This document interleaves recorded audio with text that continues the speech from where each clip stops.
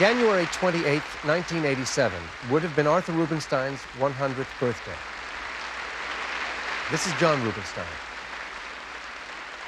My father was born in the town of Lodz, Poland, where we will return on this program to celebrate, along with the people of Lodz, his 100th anniversary.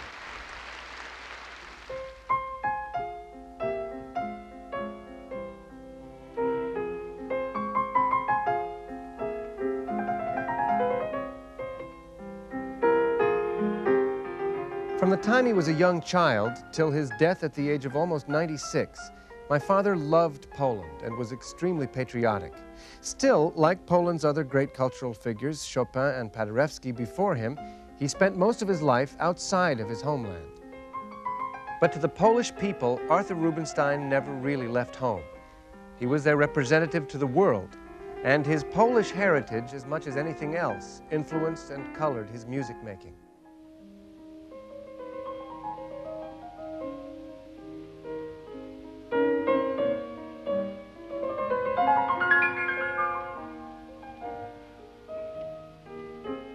The last time my father played on the stage of the Philharmonic Hall here in Lodz was 1975. At that time, he was 88 years old and had come back to Poland on the occasion of the 60th anniversary of the Lodz Philharmonic. During his life, he lived in many different places, in Paris, in London, in Berlin, New York, Los Angeles, and he felt very much at home in all of these cities. But in the last years of his life, he felt some kind of a renewed bond with the first years of his life. It was rather like returning to his childhood, and this had a great effect on him. He said it meant a great deal to him that people were coming from as far away as Krakow and Warsaw and all over Poland to hear him. But he really felt that the audience in Lodz was his audience. He considered them all to be his relatives. He said that when he played in Lodz, he was very moved that this was the town where he had been born. Here were his first steps, his first thoughts, his first feelings.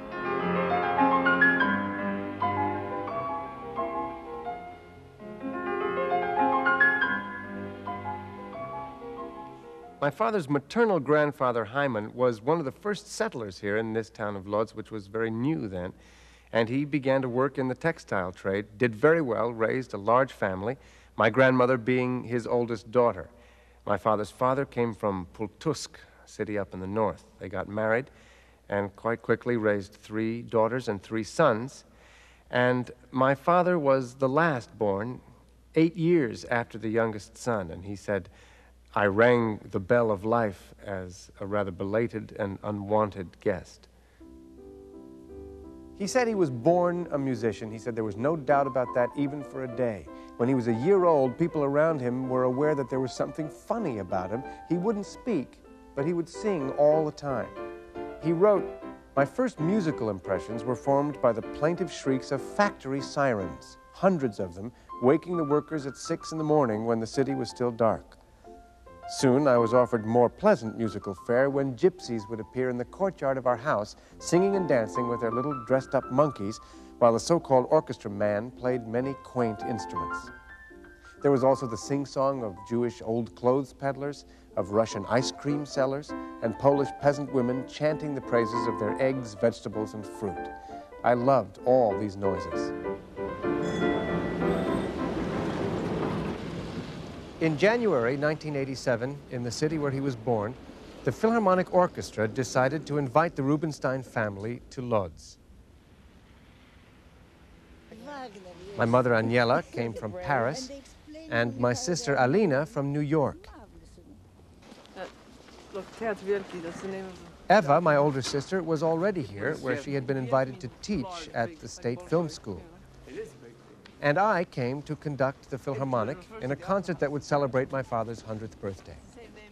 This is the stage of the Philharmonic Hall in Lodz. It's the stage where my father gave his very first concert at the age of 10. And it's very exciting to me to be able to be giving my very first concert as a conductor on the same stage.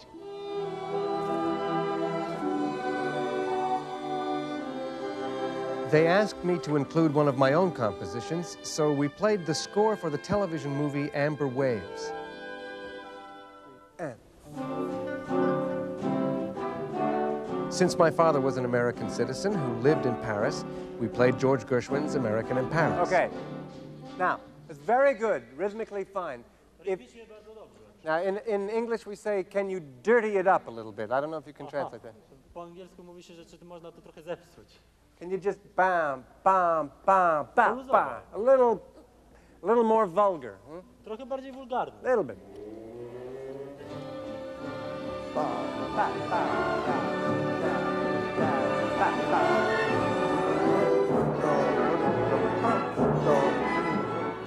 Also, the Valse Noble et Sentimentale by Ravel, which my father had introduced in its original version for piano.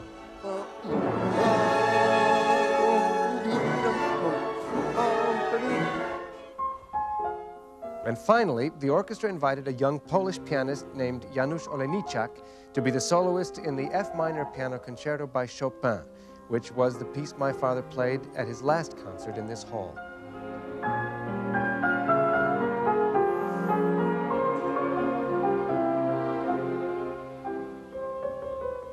My father said that when he was 3 years old, an important event that changed his life took place, and that was the arrival at his home of an upright piano, probably very much like this one, which is from the late 1800s.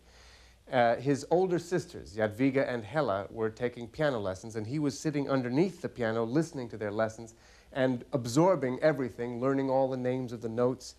And later on, he learned how to play their pieces, and he would make them test him. He would stand with his back to the piano on the other end of the room, and they would play chords, and he would be able to name all of the notes in the chords, even if they were very dissonant ones. And he said from there it was a matter of mere child's play to master all of the intricacies of the keyboard. I was a pianist who was born for the piano. I broke a little violin, you know that? Yes. I was 4 years old. My father wanted me to play the fiddle. When he was young, everybody played the piano.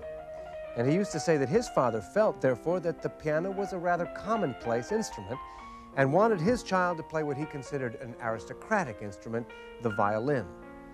So my father was given a small violin when he was about 4, which he promptly smashed to pieces and was spanked for it. When he was a very little boy, his sister Jadwiga had a big wedding at home, and the family hired a band of 4 or 5 musicians to play. And my father says that he got so excited that he jumped on a chair and started to wildly gesticulate, conducting the little band, and he fell down and got a bloody nose. He said, apparently I was not destined to become a conductor.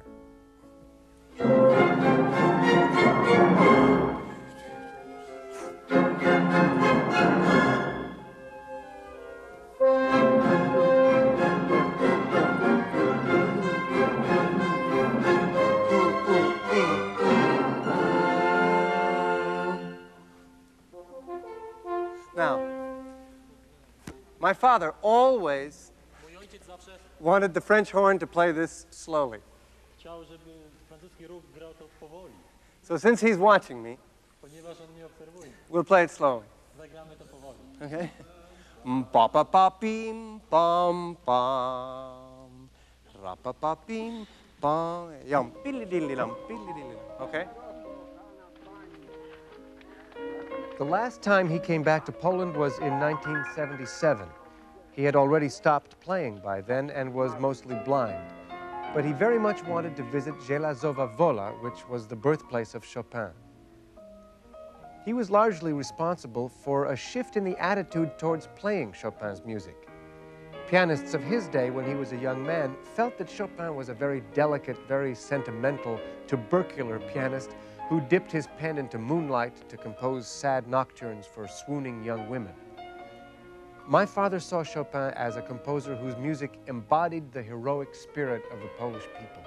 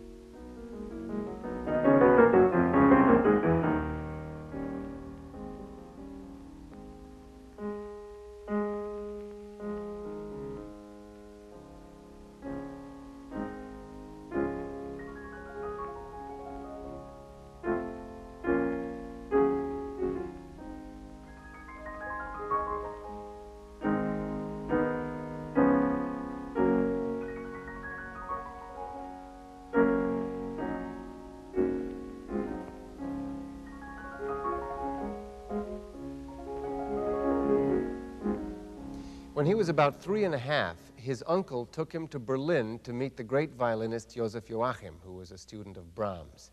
Joachim put him through some tests. He hummed some bars of Schubert's Unfinished Symphony and made my father play it and then transpose it into different keys. He passed all of his tests very well, but Joachim thought he was too young and asked him to see him later. So in 1898, when he was 11 years old, his mother brought him back to Berlin to see Joachim again. This time he made him play some Mozart, and I think my father played it to his satisfaction. Joachim left the room and came back with a piece of Lindt's dark, bitter chocolate and gave it to my father. It remained his favorite for the rest of his life. And then the great decision was made that Joachim would take control of my father's cultural and musical education and that he would move to Berlin. In Berlin in 1898, on the recommendation of Joachim, he was taken on as a student by Heinrich Barth, a piano professor in the Imperial and Royal Academy of Music. Barth had a beard, and when my father would make a mistake, he would see that beard out of the corner of his eye rise into a horizontal position, and he then knew that Barth was biting his lip with rage. He probably was much less excited about his piano lessons in those dark rooms than he was in playing outside in the Tiergarten. But even before he was 13 years old, people in musical circles were becoming more and more aware of his talent. My father had a great memory, and after he read a thing through a few times, he could play it quite well, but he neglected a lot of the details, especially the technical problems. It would sound fine to the innocent listener, but the initiated, his fellow pianists, would always know what was missing. But he himself was too eager, as he said, to accumulate as much repertoire as possible to worry about flaws. He used to use the pedal a lot, and he had a lot of innate virtuosity, and he said, I was able to get away with murder, figuratively and musically. I didn't finish my studies. I left Berlin too early. And unfortunately, my parents were poor. My father lost his money and he couldn't do anything for me. I should have been sent really to Vienna, to Leschetizky, great master, or to Busoni, who was the greatest pianist at that time. I should have continued my studies, but instead, they couldn't afford it. They didn't have the character to take hold of me. They let me be on my own, completely on my own, which was much too early. I was only 17 years old. And by some chance, I came to Paris. In Paris, I don't know, people thought that I was already a finished genius by some joke, by some, I don't know, by some funny procedure, I don't know. I played to them something which was not quite that and so on. Well, they arranged a gala concert for me. The etude in A minor of Chopin, the most difficult etude, which I had no idea about. This one, you see.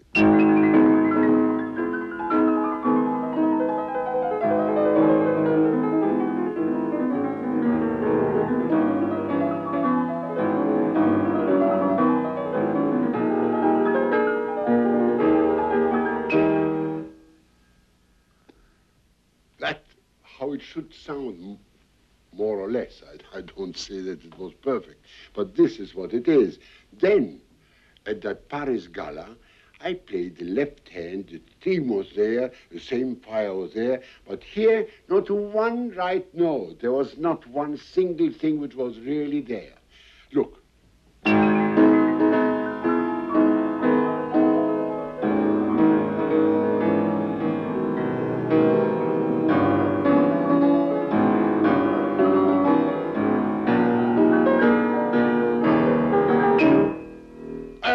I had a tremendous success. He said, this is marvelous. What a rhythm, what a power, huh?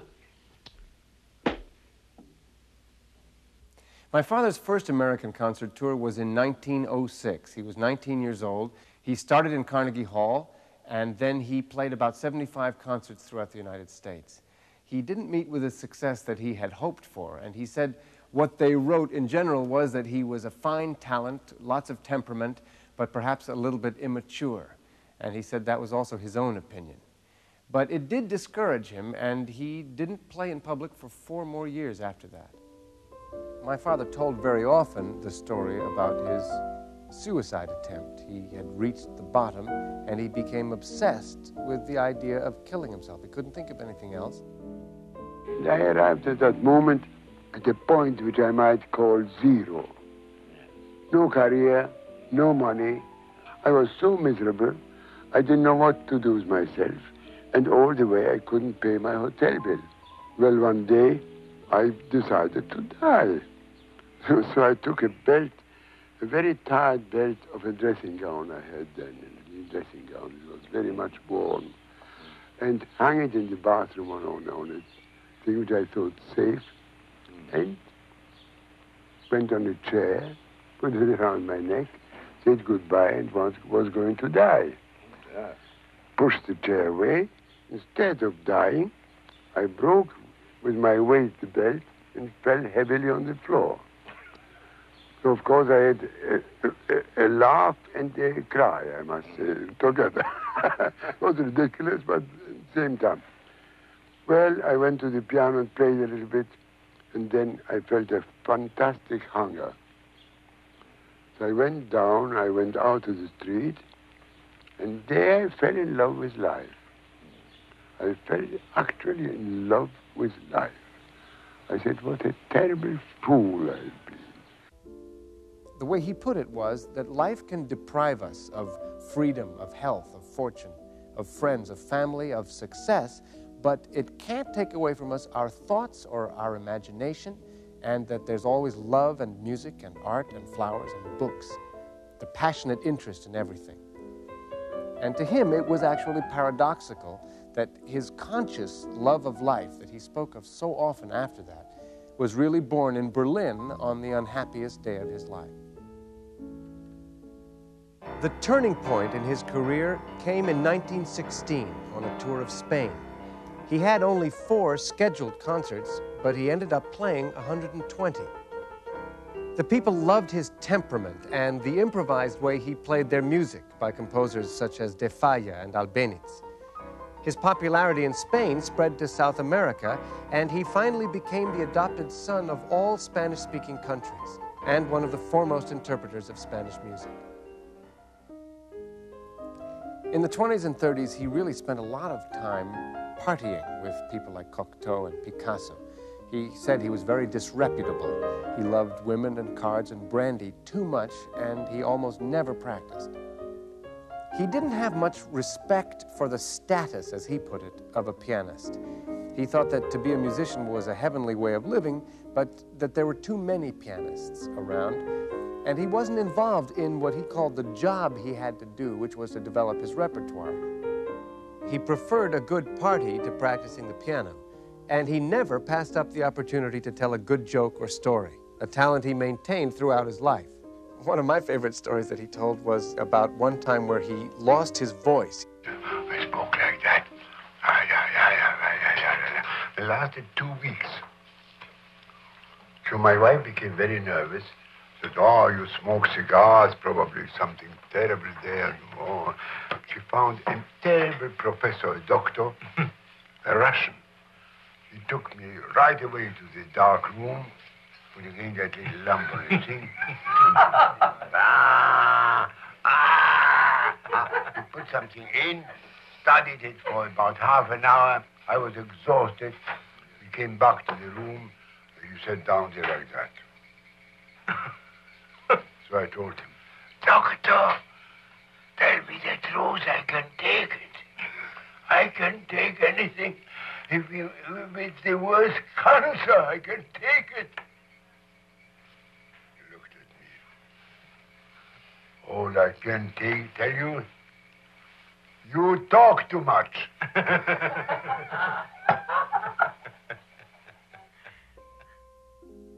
My mother's father, Emil Mlynarski, was a world-renowned conductor who reigned over Poland's cultural life for a period of almost 50 years. He was the director of the Warsaw Opera and the founder and director of the Philharmonic in Warsaw. I love to stop at the wig maker, and I saw all those wigs for lime green for the... When my mother was a young girl, her family lived in an apartment in the opera house. My goodness. When I think how long ago it was, it just makes me shiver. this whole long wing was our apartment. So it was marvelous because I could always come to see the operas without going out. And here now, you see, is a museum with a picture of my father conducting, done by Wojciech Kosak. And this is a beautiful picture. I love it. He had such charm, you have no idea. When he came into the room and smiled, it was just like a sunshine.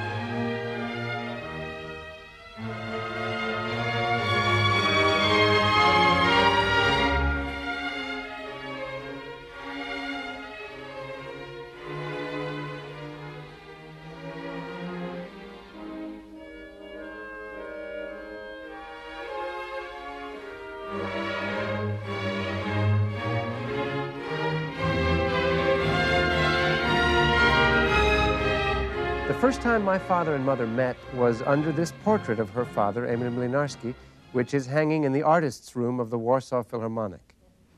I was very excited because I was starting to fall in love seriously. So quickly. Yes, because he had an irresistible charm, let's face it. When they met, she was only 17 and he was 39. He had made his debut in a concert in Warsaw with my mother's father conducting 8 years before she was born. The box to which we were allowed to come was the president's box, which was right here where this decoration. On their first date, they went to the opera to hear Emil Mlynarski conduct. Overlooking The the stage. orchestra. You probably don't remember the opera even. Not really. He was very romantic, and he chose the Chopin Monument in Warsaw as the place to propose marriage to my mother. But that morning, he couldn't find a taxi, and so he had to take a slow horse cab, and he arrived late. All of a sudden, he comes huffing and puffing, and I was mean. I was saying, listen, what is it? How long do you expect me to wait? Exactly. And And then he became very romantic, and he looked at Chopin, and he said, finally, I think I will want to marry you. In fact, 7 years went by before they actually got married. A year later, my sister Eva was born during a concert tour in Buenos Aires, and in early 1935, my brother Paul was born in Warsaw. He then became very proud of the idea of the family, of being the husband, of being the father, and for the idea of the Rubinstein family name that his family was sharing with him. He didn't want that name to stand for anything second-rate. My parents were married in 1932, and my father had a very good career before that, but he felt that he was getting away with murder in terms of his playing. And so in 1934, in the summer, he rented a house, and in order to make my mother proud of him, in order to feel that she would never be ashamed of somebody saying to her, oh, you know, your husband is very good, but if he had ever really practiced the piano, he could have been a great pianist. He dedicated himself to practicing 8, 9, 10 hours a day for that whole summer, and that was really a turning point in his whole approach to playing the piano. He suddenly realized that he wanted to do something better with his talent, to start playing the piano the way, as he said, it should be played. And he felt that my mother really inspired him to do that. She didn't tell him to do it, she didn't force him, and she didn't even know she was doing it. It was something that happened inside him. And he emerged much more sure of himself. His technique and his repertory increased. And he said, slowly and excruciatingly, I became a pianist.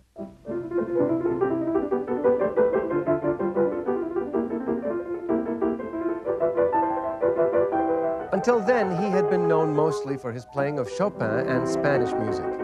But now the audience responded with equal enthusiasm to his interpretations of Mozart, Brahms, Beethoven, and Schumann, as well as Ravel, Debussy, and Stravinsky.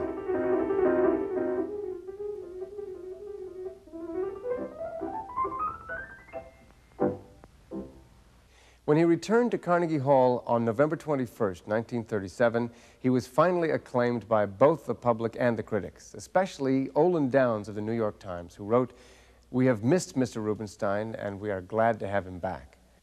It was a pretty impressive audience that he had that day. Rachmaninoff was there, Godowsky, Joseph and Rosina Levine. He played works by Debussy and Franck, a new piano transcription of Petrushka, which Stravinsky wrote especially for him, and one of his favorite Chopin pieces, the A-flat Polonaise.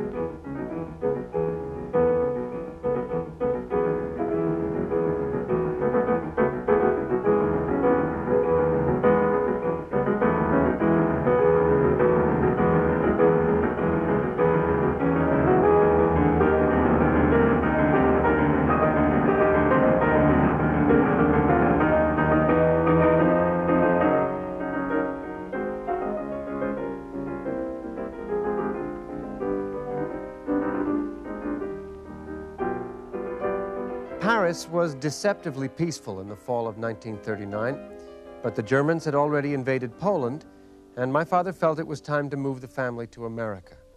And it was at that time that he decided to return a decoration that Mussolini had given to him some time before, and he sent him a telegram. It said, quote, "Deeply offended by your discriminating laws against Jews, I would be ashamed to continue to wear your decoration, and I hereby return it to you. Arthur Rubinstein, Jewish pianist." They arrived in New York with only a few suitcases, leaving behind all of their books, paintings, and music, which, because of the Nazi occupation, they would never see again. Well, here's the story of the 5 houses where I lived since I married. The top one is in Paris, Montmartre, the gay spot on earth. And there I did the most intelligent thing of my whole life. Can you see me carry my bride into the house? Well, from that point on, everything had a meaning in my life. See, here, I buy another house in Paris, a house near the Arch of Triumph on the most beautiful avenue in Paris. And here are my babies. I'm very proud, and I'm showing off a lot, I think. And here's New York. We arrive on the Queen Mary, and we are a little sad. We are a little bit apprehensive. The Germans were in Poland. When they first came to New York, they rented a brownstone on East 48th Street in Manhattan.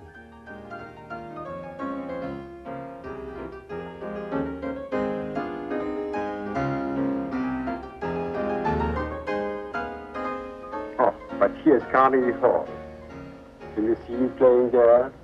Well, this was a memorable concert. It's the kind of success, you can share. And this represents California. In this house, we had another edition of our 2 children, 10 years after the first one. You can see the little girl and the baby. The little girl is my sister Alina, and the baby is me. Here's my first attempt at conducting.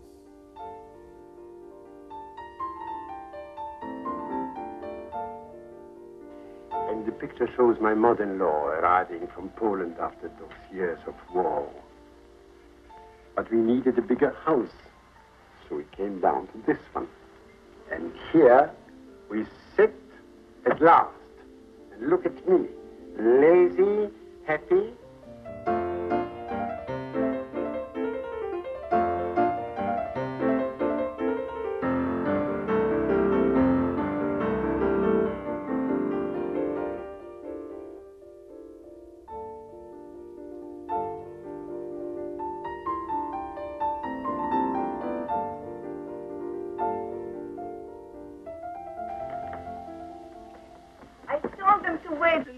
Hello, how are you? Hello! Come here, darling. Come here. Oh. Well, children, now I will play for you something, and I think pop goes the weasel is the best. Huh? Yes.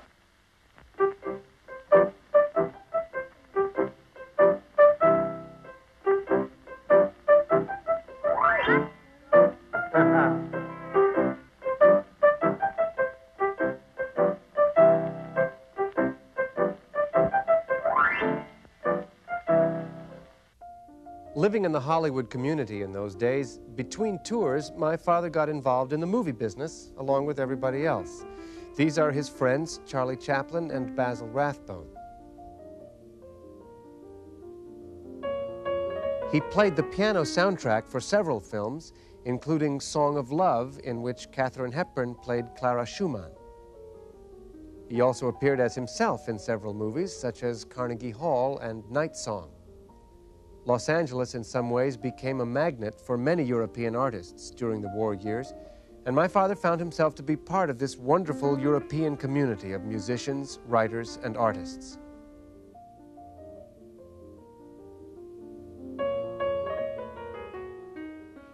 Good evening, Mrs. Rubinstein. Good evening, Mr. Morrow. Good evening, Mr. Rubinstein. A very hot good evening, Mr. Morrow.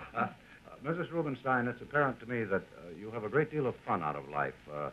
Does your husband have a theory about this? Well, I don't know if it's a theory. I think simply that his greatest talent for me is not even his piano, which of course is great, but the art of living. You know, he has a special talent to make everything wonderful and amusing and interesting. May I say, you see, I love life so frightfully passionately that I love it practically unconditionally, you know. It's true. I'm sure it I is. love it when I'm sick or when I'm sad or something. I mean, it's still life.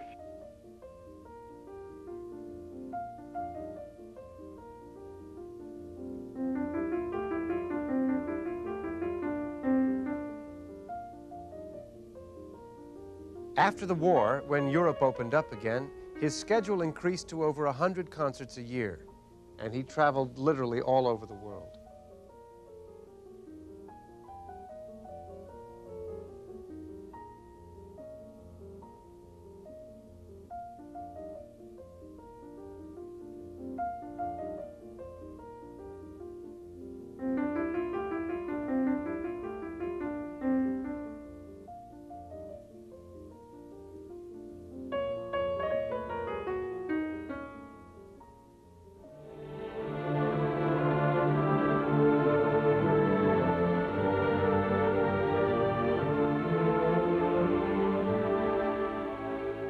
Of all the countries where he played, Israel had a special meaning for him.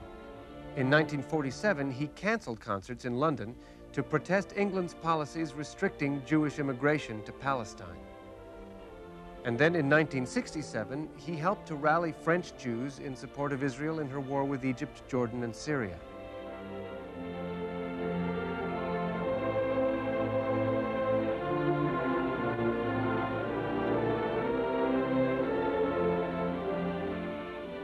After Israel's victory in the Six-Day War, he went to Jerusalem to see the newly liberated Old City.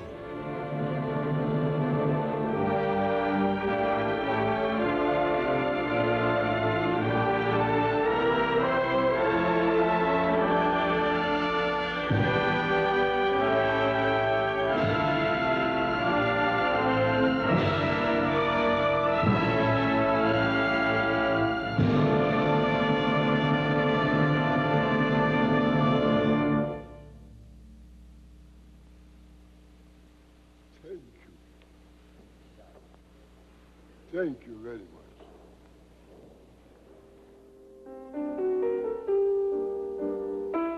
Even after he had stopped playing in public, mostly because of his failing eyesight, he would return to Israel. A piano competition was established in his name, and he gave master classes for Israel's young pianists. I don't see anymore. Blind. Make it simple, you know. Sing it inside. Ti-ra-re-re, ti-ra-ra, and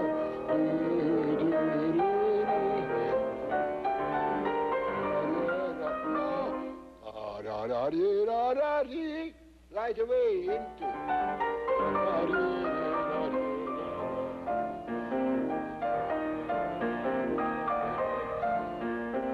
Daniel Barenboim was 7 years old when he first met my father. My first remembrance, more than impression, is standing in the queue for hours trying to get a ticket when I was a child in Buenos Aires, in the Teatro Colón, where I think he used to come quite regularly in those days. And our family, like many other families, used to take turns because the queue to buy the tickets went on for days and sometimes to the night. When Barenboim became a conductor, my father was the first major soloist to perform with him.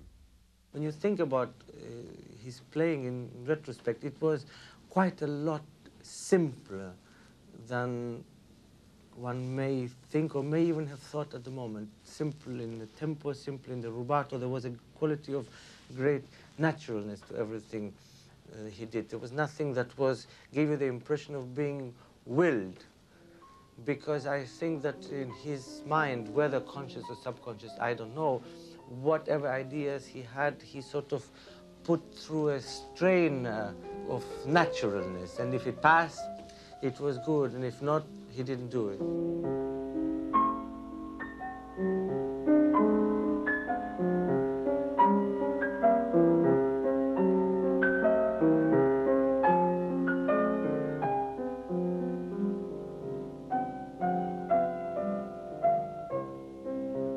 Especially from somebody who was so much part of a tradition from, you know, late 19th century and all this thing. He was in Where that showmanship, you mean, was showmanship counted for and so much. exaggeration. And your father, in that respect, remains, for me at least, a kind of symbol of a very modern interpreter. Your father made it seem something that was at the reach of anyone who basically took the trouble to look into. And for this, I think we should be very grateful to him.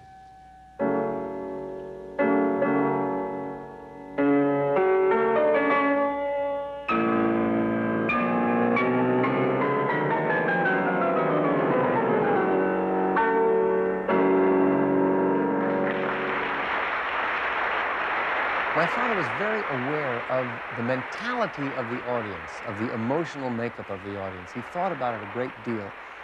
Because he gave so much to them when he played, he was therefore very attuned to them. He was a musician who loved his audience.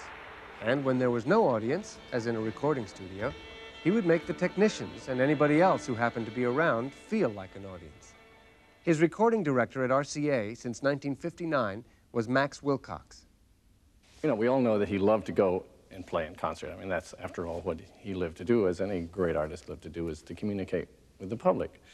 But he figured out how to do that even when he was in the studio. And your father found a way somehow of going into a studio and creating an audience there for himself. He would make it not only as good as he could, but he would make it great for everybody around him, for the doormen and for the recording engineers and for the people in the, you know. That was his audience. That was it, yeah. He had to have everybody attuned and enthusiastic about what he was going to do before he could really do it. And he was terribly sensitive if that weren't the case. If he would be practicing in some hotel and a maid would come in and be doing the bedroom, if she came into the room, he would look at her. Has she been listening? Is she impressed? Is she involved? And wouldn't be happy if she was just coming in and doing her job, you know? He would try to get her, you know? And then he would make his entrance into the studio, and with some great Panama hat on, and he would knock everybody out with sometimes some comedy routine. He would have everyone on the floor with laughter, and have a cup of coffee and smoke a small cigar, and then, boom, suddenly, you know, he was ready to go. And he would make the first take, and if it was anything that he wanted to listen to at all, and it usually was, he came in and said, all right, now I'm going to take my lesson. And he would really listen totally, the ego would go away totally, and he would sit there and listen to this musician whose playing was coming out of the loudspeakers and say, that's good, no, it's too fast, too fussy, I don't like the rubato, it should be a little slower, or it's too slow, or it's good, you know. I remember you used to go to a lot of recording sessions. Yeah, I love them. You're getting all the page turns right, and now you have to go back and get the repeat. That's right. Boy, and I think I blew it one time. I did. I whipped back and it was the wrong page. I had too many or too few. And he's playing, but he's going, no, no, shaking his head. And I'm trying not to make noise, and I'm looking for the repeat. Trying to figure out. Oh, gosh.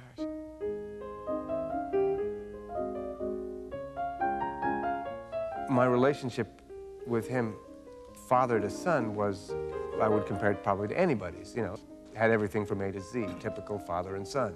But because of his music making, I felt that I always had an area of communication. It was him communicating and me listening, but it was an area which was absolutely pure. It was the kind of thing where, you know, if you could talk to your father and go through all your stuff, but there was a moment where you could say, no more talk, I want to just open up your mind and your heart and experience actually you, without any conversation on my part or on yours. And, oh, I see, that's who you really are.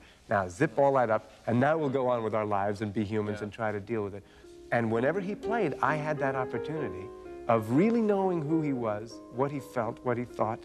It was just an absolutely pure knowledge of a person's soul. When you went away to school, then you didn't hear him play so much. There were a few years where I heard him only once a year. And it was very strange. He would come and he would play pieces that I, of course, had heard him play all my life. And he was getting older, as we all were, but he was in his upper 80s, middle to upper 80s at that point. And what amazed me walking in every time was that he was getting better.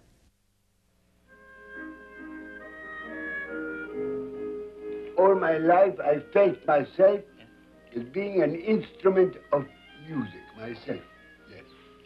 Not a violin or piano, but an essence of music, a piece of music, that's it. I was born like that.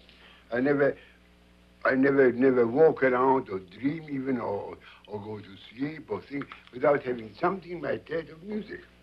I'm so tremendously always filled with music that sometimes things occur which are rather funny, very strange.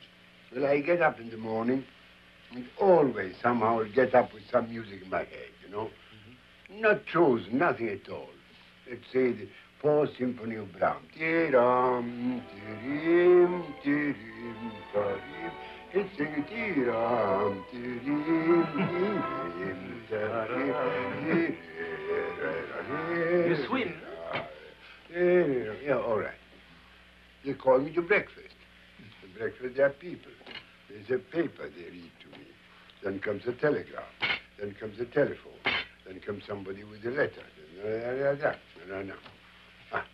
After 20 minutes, I suddenly feel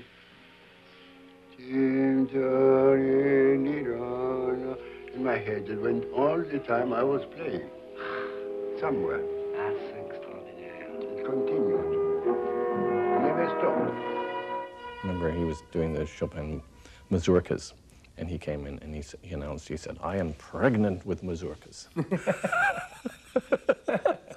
Which he then proceeded to give birth to over the next 3 days. 51 mazurkas he recorded in 3 days. He once told me near the very end that that was his favorite recording, the last version of the mazurkas. He said, well, I don't think I could do it much better than that. He had a deep understanding of, to him anyway, of what was Polish. Yes. And it involved all that. I mean, it sits straight the moment I think of it, right. because that's what he always did, you know. The Polish spirit, that sort of upstanding, noble, slightly sad, you know, and always with this pride and a certain sadness.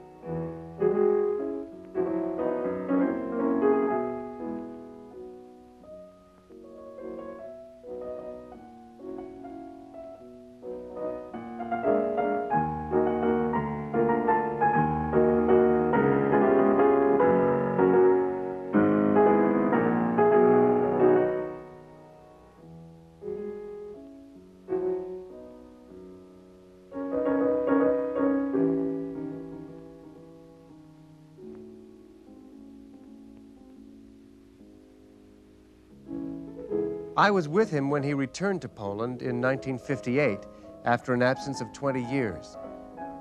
I remember the mob scene at the airport. All relatives, everybody introducing each other. I'm your aunt, I'm your uncle, I'm your nephew. They were all my mother's Roman Catholic relatives. Not a single Rubinstein survived the Nazi occupation of Poland.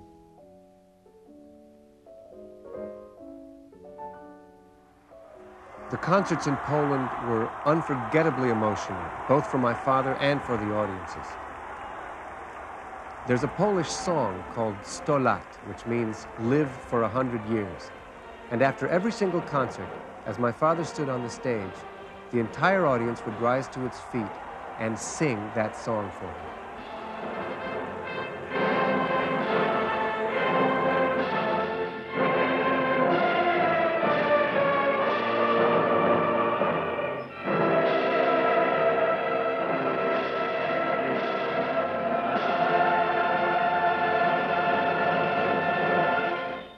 In 1958, my father visited only Warsaw and Krakow, and of course the people in Lodz, his hometown, invited him back. But he felt he couldn't accept their invitation. He was afraid of seeing the cemetery, the ruined cemetery where his parents are buried. And he was afraid that every house on every street corner would remind him of yet one other person that he had known or loved who was now murdered. So he said no. But then the secretary of the Communist Party and the mayor of Lodz, on behalf of the people, implored him, and he finally felt that to ask an anti-communist Jew, one who had even changed his nationality, to come back was an offer he couldn't refuse. So back he came, and they drove him first to this Philharmonic Hall in Lodz, and he sat on the stage there, and people brought him flowers and books and pictures. And he was so moved that he played some of the pieces that he felt the audiences here had loved over the years, since his debut right on that stage at age 10. And he also thought of how happy and proud his parents might have been if they'd been able to share that moment with him.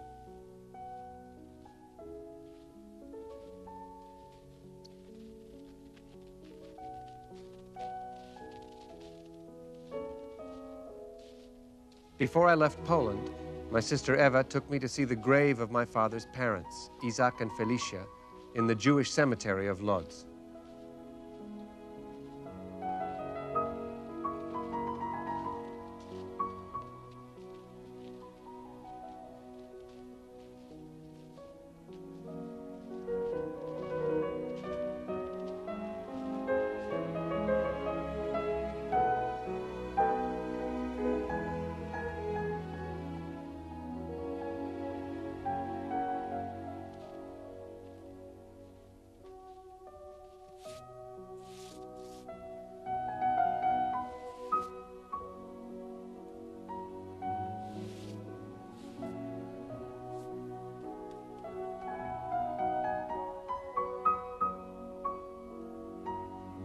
My father died quietly in his sleep in Geneva on December 20th, 1982, at the age of 95.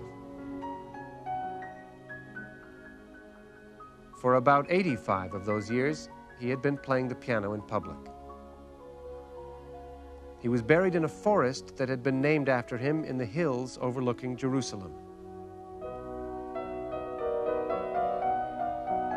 When you play in public and are that successful for so long, you do hear so much feedback from everybody in print and in films and on television and in life and in restaurants and in the concert hall, that you do get this large sense of yourself. And no matter what effects that had on him personally, and it had a lot, when he was involved with music, whether it was playing or talking about it or listening, that would all completely disappear, just completely.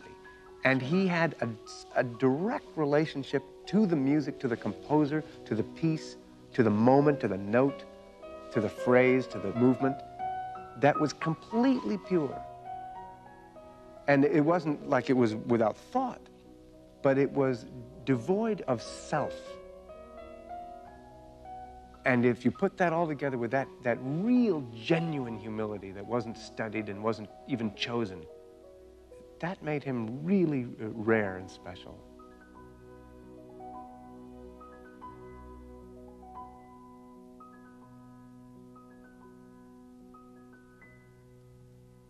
Thank you.